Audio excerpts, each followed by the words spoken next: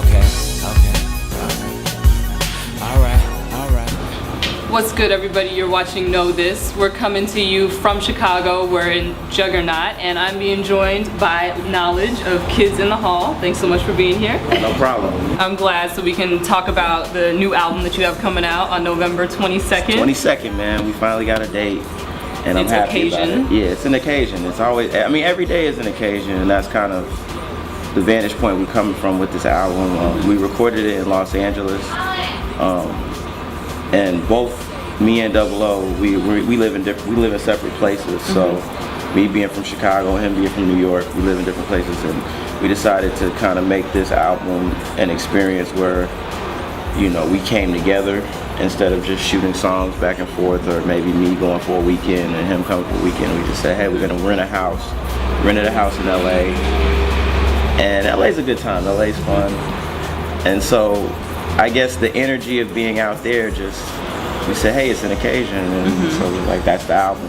Okay. We're so comfortable in our own skin at this point in time. It's just, we just felt like making a feel-good album, and it feels really good. It still has substance to it, it still has depth to it, but I think for most of our career, we've been put in this box of intellectual, conscious hip-hop, when in reality, knowledge. Yeah, no, I mean, and that's one side of me, but it's like, I think it's more layered than just say, hey man, I wake up every day and read books. You know what I'm saying? Like, I think a lot of it has to do with conversation and the depth of your conversation. That doesn't mean it can't be witty, that doesn't mean it can't be funny, that doesn't mean it can't have genius in it just because it's superficial. Yeah, you know, even we have all sides. Yeah, we have even our contradictions. Exactly. I'm human. Vices. We're three-dimensional, and even when I'm superficial, it's still intelligent. You know what I'm saying? But there's still depth to it. It's not. I'm not idiotic at any point of the day, but I might want to do some ignorant stuff. You know what I mean? But I'm still me. I think the idea is that, why would you want to be stupid about the things you do in life? You should always want to be smart, but smart doesn't always have to do with books. It just has to do with the decisions and the choices you make.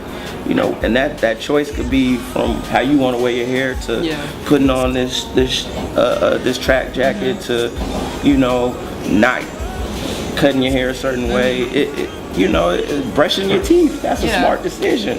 Getting your teeth whitened, that's a smart decision. And everything you do is about making smart decisions. It's not necessarily about getting an A or getting a B, because, you know, we go to school to get jobs. If you can get a job and you don't have to go to school, you're still gonna have to learn. You know what I'm saying? Like, you know, LeBron's learning about basketball every day. He's learning about marketing every day. He's learning about a lot of things every day, but the degree is an institutional. You get validated through institutions in this country, but nothing speaks louder than just the proof being in the pudding. And I think that's what Brainiac stands for. And so that's kind of what it's become, is people around me who, whether they direct videos, whether they style, whether they rap, whether they sing, whether they make beats, whatever it is, it's just about me admiring what they do and feeling like we should be a collective unit of people who make smart decisions. And you know, if I know more about rap than you know, I can impart that knowledge upon you. If you know more about journalism than I know, you can impart that wisdom upon me, and we can put our brains together, and it's gonna cause something. You know, they tell you, go to school, work hard, get a job, be a lame. You don't have to do that, man. You could do those things and still be cool. And still be you. And I know originally in 08 when Obama was running, you were one of the first artists, Kidz in the Hall was one of the first artists to kind of be out there and vocal with their support through your music.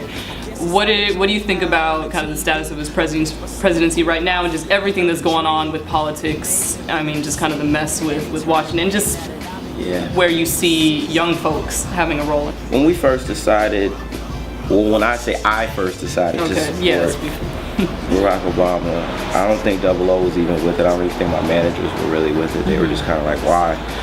I remember him going door to door, running for office against Bobby Rush and losing, you know what I'm saying? But I remember this guy actually, you know, some of my mom's friends, they were having fundraisers, and he was like in their living room, you know, pleading for donations and things of that nature. And I just felt like, though he was like this guy who was kind of an outsider to most of the people from the city, I think it was very evident he was a star. in a sense, and I think star power can sometimes eclipse real expectations. I think when he ran, it was a lot of buzz, and it's the same because in my industry, a lot of things are built on buzz. But then there's reality. You have to, you can't fix what's going on here in a matter of months, not even a year, not even 2 years. What was going on here was getting messed up for decades. So, I think it's unfair you build somebody up to break them down. I think with what's going on in Washington, there's definitely a wait and see type of feel where I sit. I don't think, you also have to look at the options. I don't think I would be happier with the other guy. Yeah. I don't think I would be happier with the other options in office. Yeah.